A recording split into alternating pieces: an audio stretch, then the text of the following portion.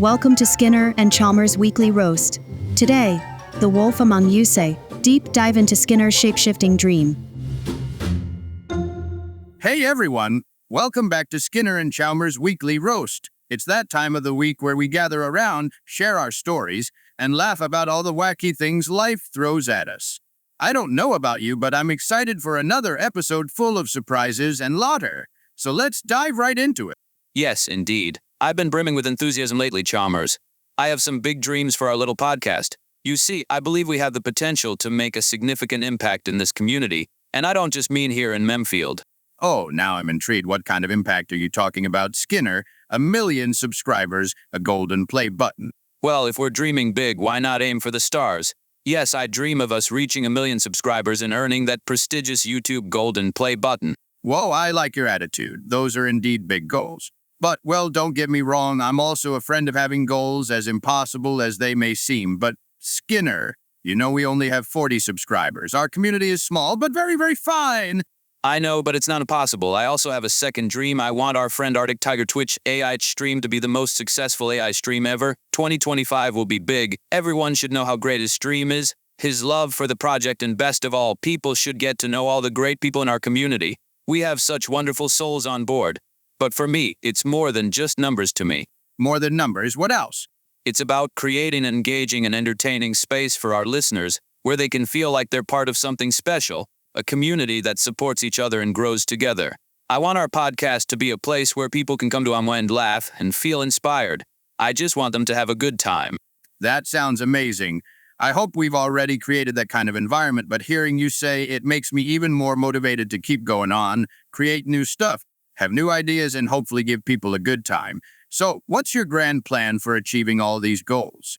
First things first, we need to keep producing high-quality content that people love and hopefully can relate to. But beyond that, I think we need to step up our game when it comes to promoting the podcast. Absolutely. We should reach out to other content creators in the community, collaborate on projects, and share each other's content more. Plus, we can't forget about social media. We need to be active on platforms like Twitter, Discord, and Facebook, engaging with our audience. Exactly, although I don't have the energy for it. Our project should be fun and not create any pressure. But you're right. Let's not underestimate the power of word of mouth. We've got a dedicated group of listeners who are always commenting, liking, and hanging out in the Discord or Arctic stream. Thanks for that. That means so much to us. I think if we can keep our podcast episodes happy and natural, they'll bring in more listeners naturally. You know what that means? More opportunities for us to roast our favorite Memfield residents. Remember when Sonic challenged me to a dance-off last week, and I totally owned him? Oh yes, that was a memorable encounter. And let's not forget the time we had Yuji over for some intense poker games. He thought he could outsmart us all. Yugi, always the card game lover, and who could forget when we invited Echo and Anna to join our roast? They were hilarious. I think they brought a whole new level of wit to the table. True, but we can't just rely on past successes. We need fresh ideas, new challenges, and maybe even some unexpected surprises for our audience. What do you think? Are there any upcoming topics or guests that excite you? Well, I've been thinking about doing a special episode where we dive into the world of our pet alligators and their unique habits. You know, like how they can hold their breath underwater for so long, or how they're natural predators. Oh, that sounds like an interesting episode. I'm sure our listeners would love it. And what about a roast featuring some of our favorite musicians? We could have a fun debate on who's our favorite and why. Yeah, that's a great idea. Maybe even invite Sonic again for another music battle or challenge Shadow to a martial arts showdown. The possibilities are endless. I agree. We have such a vibrant community, and we should take full advantage of it. But remember, the most important thing is to keep our content genuine, entertaining, and honest. Absolutely. And let's not forget right now to thank all our listeners for their support. They are the ones who make this podcast possible, and without them, none of this would be achievable. You give us the fuel we need for all the work behind it. Indeed. So here's to our community, our dreams, and all the fun we have ahead on Skinner and Chalmers Weekly Roast. Let's keep pushing those boundaries and dreaming big. We can get that golden play button. Our Arctic can get that non-existing Twitch button. We can do it. To new heights and unforgettable memories. All right, everyone, feel free to subscribe, like, comment, and share with your friends. Together, we can make this podcast the best it can be. But for now, Skinner, to today's topic. Yes, of course, that's why you're all here. You know, Chalmers, I've always been fascinated by dreams. Some nights they feel almost real, like a vivid memory rather than just a dream. But last night, well, that was something else entirely. Oh, really? What happened last night that made it so special? It wasn't just a dream, it felt like an experience from another dimension. I had this incredible shape-shifting dream. Picture this, I was lying in bed, fast asleep, when suddenly, everything around me started to change. Shape-shifting like in those sci-fi movies? Something like that, it all happened so quickly. My body felt heavy, and then I was no longer in my bed. Instead, I found myself standing on all fours, covered in fur with a very big and furry tail. Wait a minute, Skinner. You turned into an animal. Yes, exactly, I became a wolf. It was surreal, Chalmers. My fingers turned into claws, and my senses sharpened like never before. I could hear every little sound in the room, and I felt this incredible connection to nature. Man, that's one wild dream. Did you howl at the moon or anything? Oh, nothing so dramatic. But I did feel like I was part of something much bigger than myself, pack of wolves. It was both thrilling and terrifying. Tell me more about it. What inspired this dream? Was there anything that triggered it? Honestly, I can't pinpoint any one thing. Maybe it was the combination of a few things, watching too many horror movies lately, eating some late-night cheese, or maybe even my subconscious wanting to explore parts of myself I don't often tap into. Cheese and horror movies. That could explain a lot. But seriously, what were your first thoughts when you realized you were turning into a wolf? To be honest, I was scared at first. It was like my mind was racing, trying to understand what was happening. But then it felt natural somehow, like this was something I was meant to experience. So did you actually believe in shapeshifting after that? Or do you think it's just a figment of your imagination?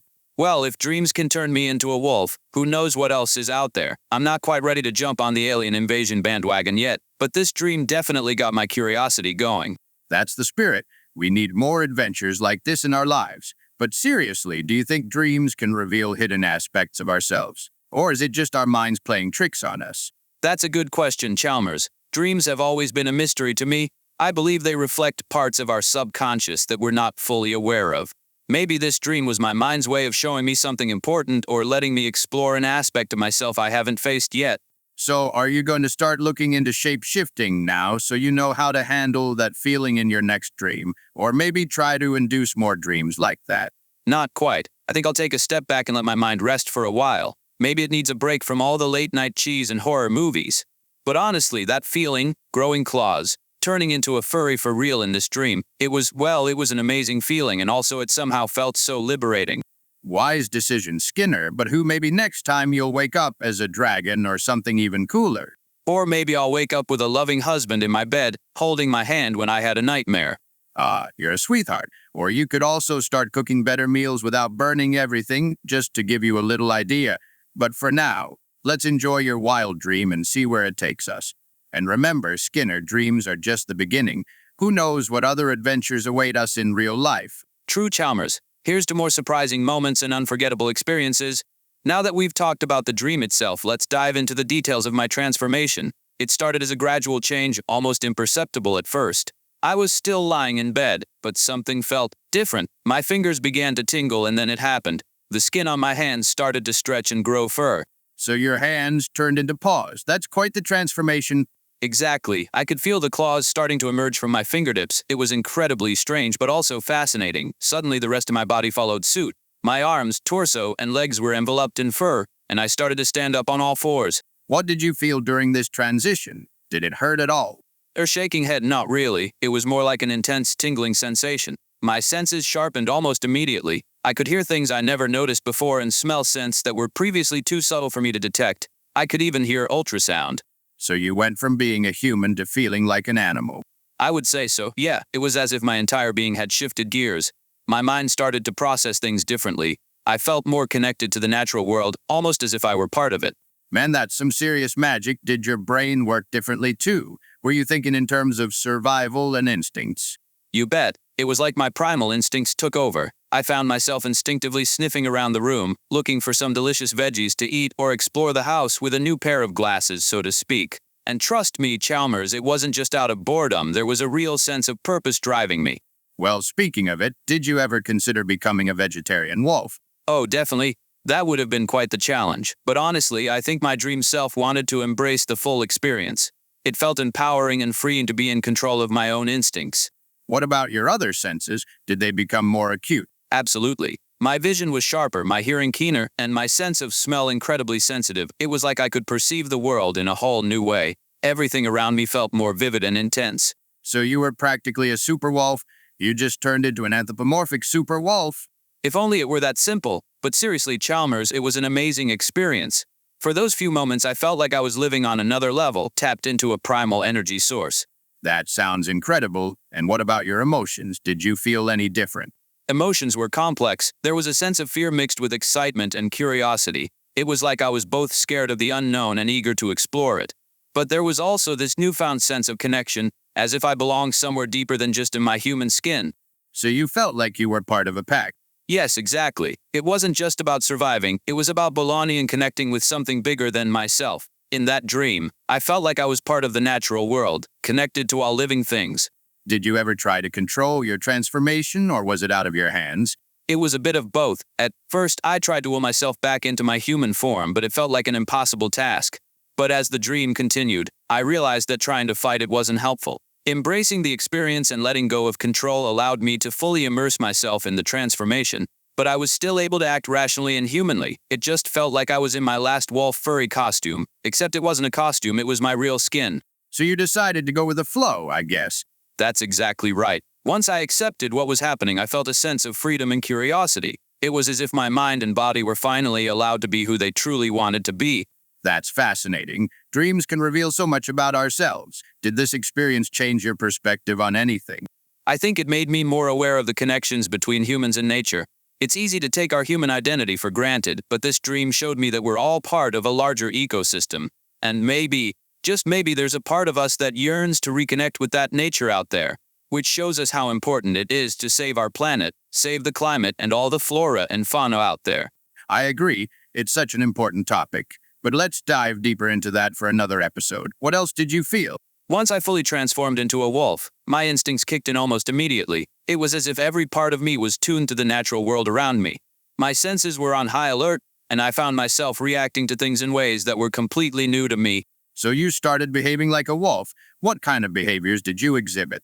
Well, for one, I felt an overwhelming urge to hunt some veggies. It was as if my entire being was focused on finding something to eat. But it wasn't just about survival, there was this sense of purpose driving me. I started sniffing around the room, looking for anything that looked like prey. So you were acting like a predator. Did you hunt down any socks or shoes? Oh no, not quite that tame. I was drawn to more substantial food sources. My senses led me to the kitchen, and I started sniffing around for something to munch on. I found some vegetables in the fridge and made a beeline for them. Did you actually eat those vegetables? We water them for our next cooking session? Yes, I'm afraid I did eat all of them, and it was an odd experience. I felt this deep connection to the food I was eating, almost as if I were part of the plant I had just consumed. It was a primal feeling that went beyond just nourishment. It was about survival at its most basic level. Did you feel any different after eating them? Some sort of relief, or have you felt bad for the plant? I think I felt more energized, almost as if my body had tapped into a new source of strength. It was a strange sensation, but also exhilarating in a way that words can't quite capture. Man, you're starting to sound like an action hero. Did you ever feel the urge to howl at the moon? Oh, I did try. It wasn't as easy as it sounds.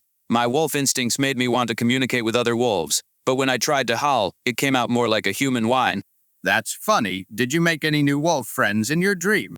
Yes, actually. As I was roaming around the house and exploring my newfound primal side, I encountered other wolves near the house in Memfield. They seemed to recognize me as one of their own, or at least accept me into their pack. There was Sabrina, for example, an elegant wolf who had congratulated me on the transformation, or Gustav, who wanted to show me how to use my claws in a targeted way. That sounds lovely. Did you guys do something together, like howling together, walking down the forest, stuff like that? First of all, we started interacting in ways that felt very natural. We communicated through body language and simple sounds, but it felt like just talking human language. It was a form of communication that was both primal and deeply intuitive. So you were part of a wolf pack. That's fascinating. Yes, it was an incredible experience. Being part of the pack gave me a sense of belonging that I've never felt before. It was as if I belonged to something much bigger than myself. A family, a tribe. I hope you also feel that way as a human, not just as a wolf in your dream. But did you ever have any conflicts with the other wolves? I mean, that's part of friendships. Yes, there was one moment where we faced some tension. One of the wolves seemed to challenge my place in the pack. It was an intense standoff, and I felt a mix of fear and determination. Oh my, how did you resolve it? I think what saved me was my ability to listen and communicate. Instead of fighting or running away, I tried to understand the other wolf's perspective. It was a bit like negotiating a truce in a real-life situation. So you made peace with your rival. Skinner, always the diplomat, even as a wolf, solved conflicts with communication, not fights. Yes, eventually we found common ground and respect each other's place in the pack. It was a lesson in understanding and empathy that I hope to take back into my human life. Did anything about this experience surprise you? Honestly, there were moments where I felt like I was living two lives at once, one as a human and the other as a wolf. It was both strange and fascinating to see how my mind and body responded in such different ways. That's amazing. Dreams can be such a powerful tool for self-discovery. Did this experience change anything about your perception of yourself? I think it made me more aware of the connections between humans and animals and our nature all in all. This dream reminded me that there's a part of us that's always connected to nature. That's a great insight, Skinner.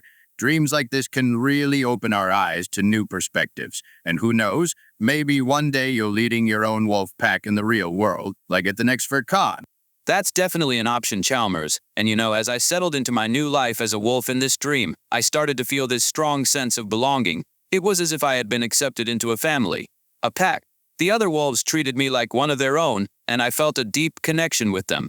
That's fascinating. Well, if you want to talk more about that topic, what did it feel like to be part of a wolf pack? Did you have any roles or responsibilities? It was both comforting and exciting. Being part of the pack meant that I had duties, but also support. We all relied on each other for survival, hunting together and taking care of one another. But on the other hand, we also had these totally chill howling sessions together during full moon. Ah, a little wolf family of our own. I'm glad to hear that you had such a great experience in your dream. Did you have a specific role within the pack? Yes, sort of. I think my role was that of an observer and protector. I kept watch over our territory, ensuring that no threats came near our home. It was a responsibility I took seriously. The idea was also that I would manage the food, which is a good idea as I know my way around the kitchen very well. Perhaps it was a good thing that you took on the role of supervisor after all, so you were the guard dog of the pack. Something like that. But it wasn't just about defending against external threats, we also had to look out for each other's well-being. If one wolf was injured or sick, the rest of us would help take care of them. Did you make any new friends while you were in this pack? I know already about Sabrina and the other wolf, but maybe you've made more friends. Yes, I did. There were a few wolves that became particularly close to me. One was a sleek black female named Luna. She was always the first one to howl at dawn and would often lead us on hunts. Then there was another wolf, I think his name was Lumos, quite a nice one. Oh, how did you two get along? We had a natural synergy. Luna was strong and confident, and she knew how to lead the pack with grace. I admired that in her, and we worked well together during our hunts. It sounds like you two would make quite the dynamic duo. Indeed, we were a good team, but there was another wolf who caught my attention. His name was Orion, and he had this calm and thoughtful demeanor. He was always the one to mediate disputes within the pack.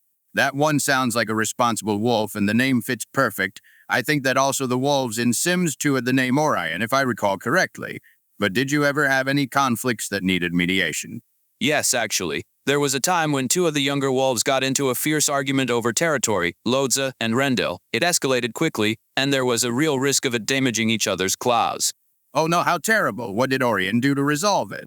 He stepped in and used his calm demeanor to diffuse the situation. He talked to both wolves, listened to their concerns, and helped them find common ground. It was like watching a master negotiator in action.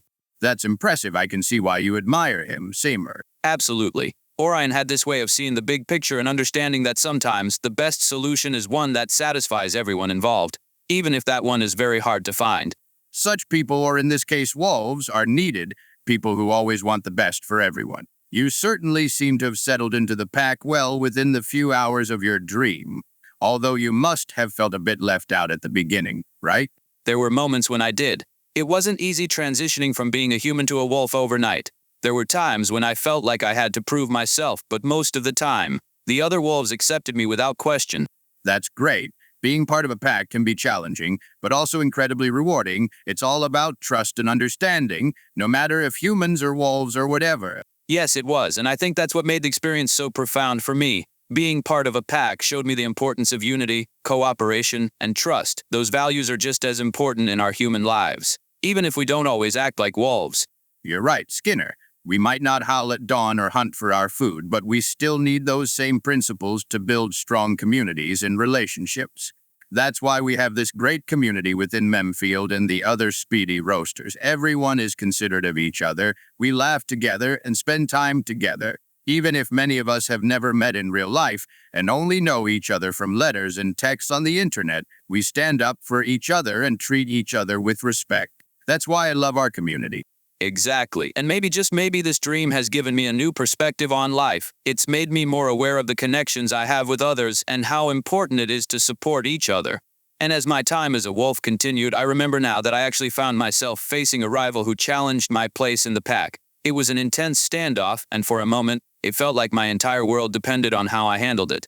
That took a quick turn, so who was this rival? Did they have any specific motives? The rival's name was Remus. He was a strong and intelligent wolf, but also very aggressive. He believed he deserved a higher position in the pack and saw me as an obstacle. He didn't care about de-escalation. He just wanted more power. There are a few such people in the world, and in the wrong positions, these few can affect many lives. Unfortunately, I must agree. But how did you two come to this rivalry in the first place? You were the total newbie. It started with some minor disagreements over territory and resources. Remus felt that I had been given too much responsibility, and he wanted more for himself. Over time, these small disputes escalated into a full-blown rivalry. That sounds like it could have gotten out of hand. Maybe, just maybe, this is a metaphor for your fears and experiences in real life. You know, Robo, Skinner, and you have a past. That could well be the case. It was a tense situation. Remus challenged me to a duel, and at first I felt fear and uncertainty. But then something interesting happened. My instincts took over. That sounds serious. What did you do? Instead of running away or trying to reason with him, I faced my fear head-on. I stood my ground and prepared for the duel. It was a moment where I had to fully embrace my wolf instincts and trust in myself. Oh my, did you fight Remus?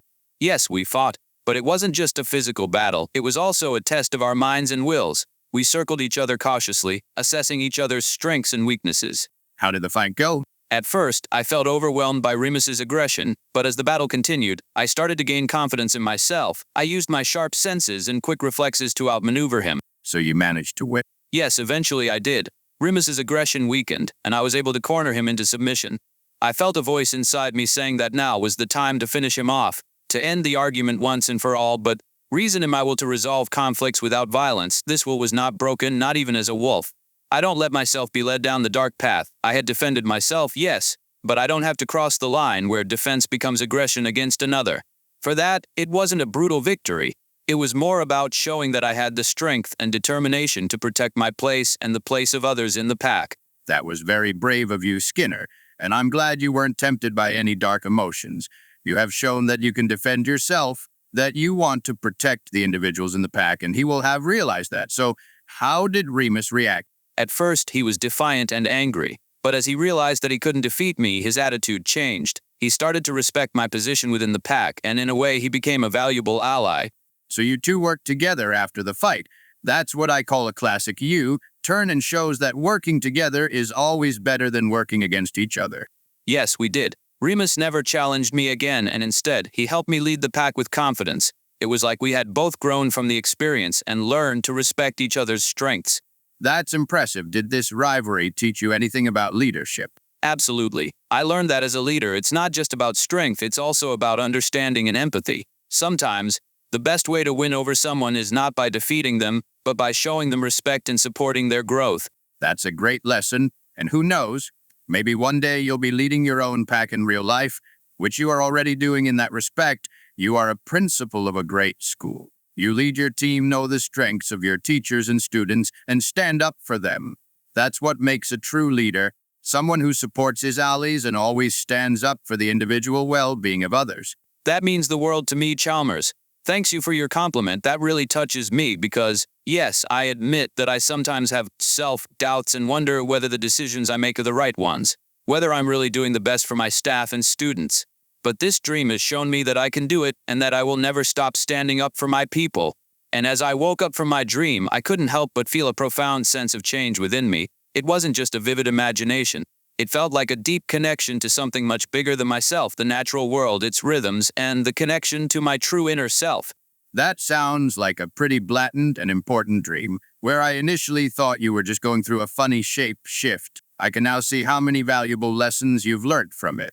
How do you think this dream has affected your life? For one, I feel more connected to nature and I feel like I have more self-control. There's a new sense of wonder in the world around me, as if every leaf, every bird call, and every fall sunset holds a story worth exploring.